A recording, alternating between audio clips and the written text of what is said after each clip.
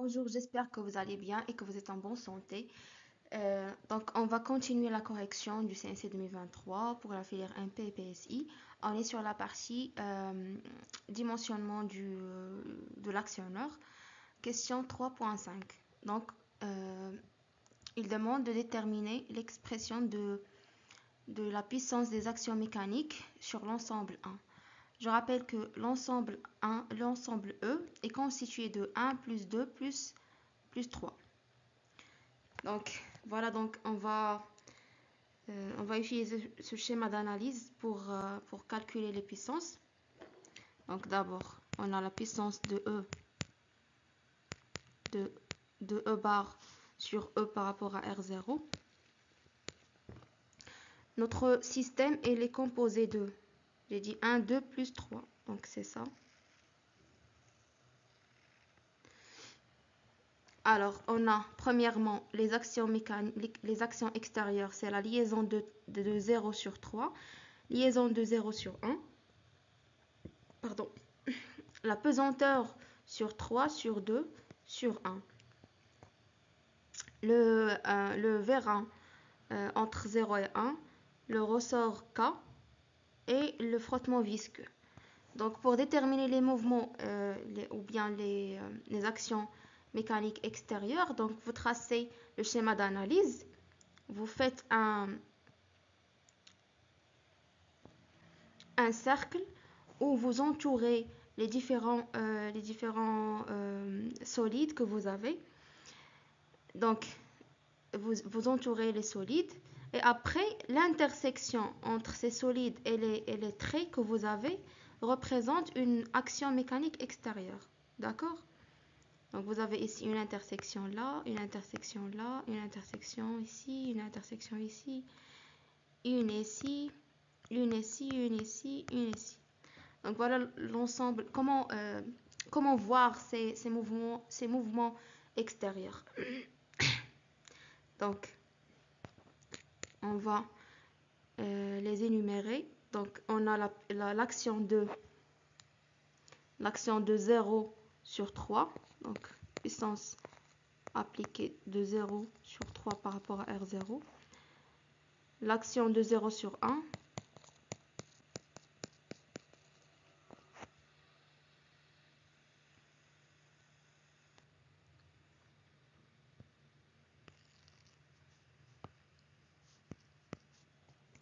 Plus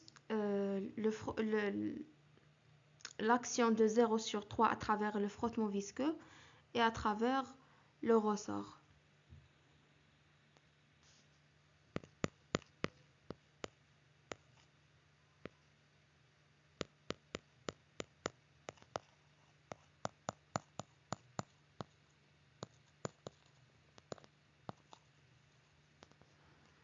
Plus l'action de 0 sur 1 à travers le vérin.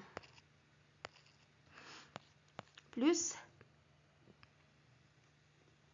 l'action de la pesanteur sur 1 plus 2 plus 3, donc plus P pesanteur sur 1 par rapport à R0, plus la puissance de la pesanteur sur 2 par rapport à R0, plus P sur plus la pesanteur sur 3 par rapport à R0. Pardon. Donc, l'action de 0 sur 3 à travers la liaison pivot, sur 0 sur 3 c'est une liaison pivot, voilà. Et l'autre c'est pivot glissant.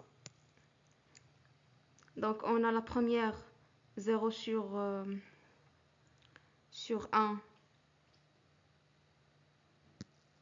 c'est une liaison pivot parfaite, donc la puissance est 0, plus le pivot glissant de 0 sur 3, pivot parfait, donc c'est 0 aussi, plus on a un frottement entre 0 et 3, donc un frottement visqueux. Donc l'expression c'est avec un coefficient mu, donc c'est mu fois bêta point au carré, plus on a le ressort, un ressort de torsion avec un coefficient k, donc ça fait moins k fois bêta bêta point, plus un vérin, donc c'est f fois la vitesse x point.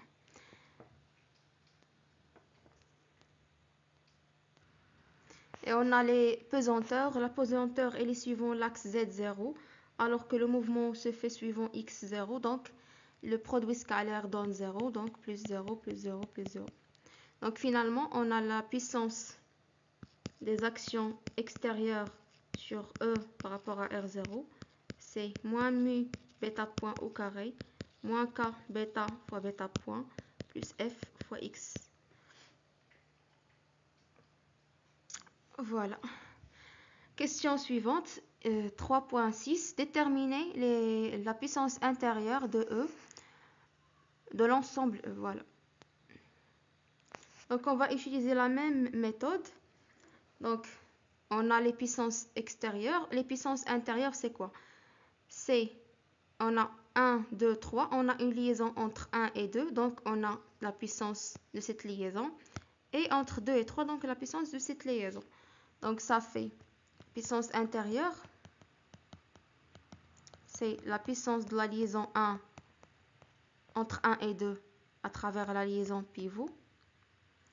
Et la puissance entre 2 et 3 à travers la liaison pivot.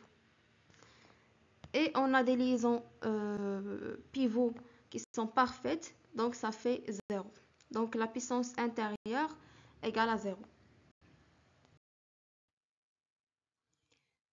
Dernière question, 3.7. Par application du théorème de l'énergie cinétique du système E, donnez l'expression de l'effort F du vérin en fonction des données.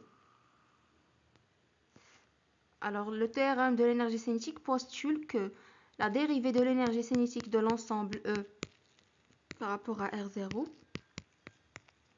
égale à la somme des puissances. Donc, c'est la puissance extérieure plus la puissance intérieure. Et on va dériver tout simplement. Déjà, la puissance extérieure plus la puissance intérieure. Donc, ça fait fx point moins k fois bêta point moins mu fois bêta point au carré. Ça, c'est la puissance intérieure plus la puissance extérieure, puisque la puissance extérieure intérieure égale à 0. Et on a l'expression de l'énergie cinétique.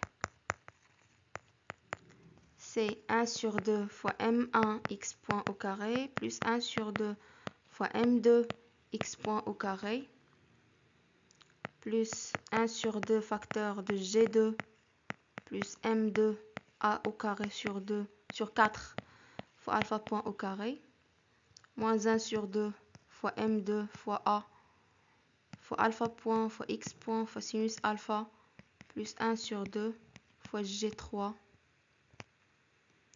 fois bêta point au carré. Donc en dérivant, donc on trouve donc la dérivée de l'énergie cinétique de E par rapport à R0, c'est 1 sur 2 m1 fois x fois 2 fois x point fois x seconde. Donc ça fait m1 fois x point x seconde.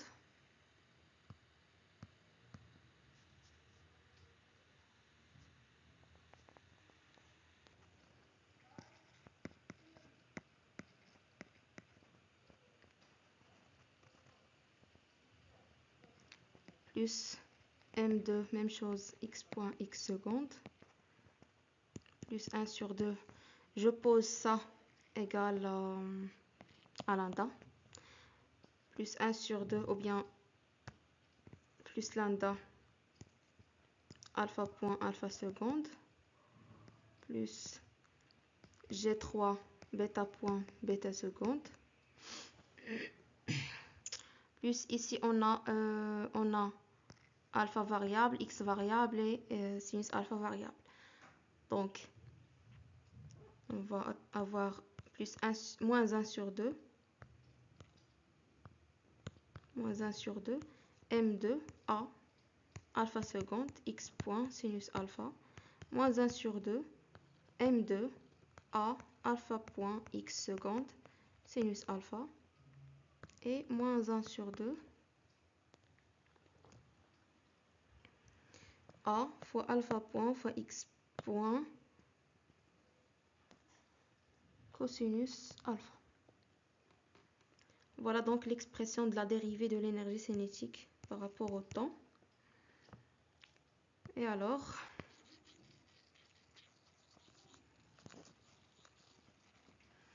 on va trouver que F égale à ça.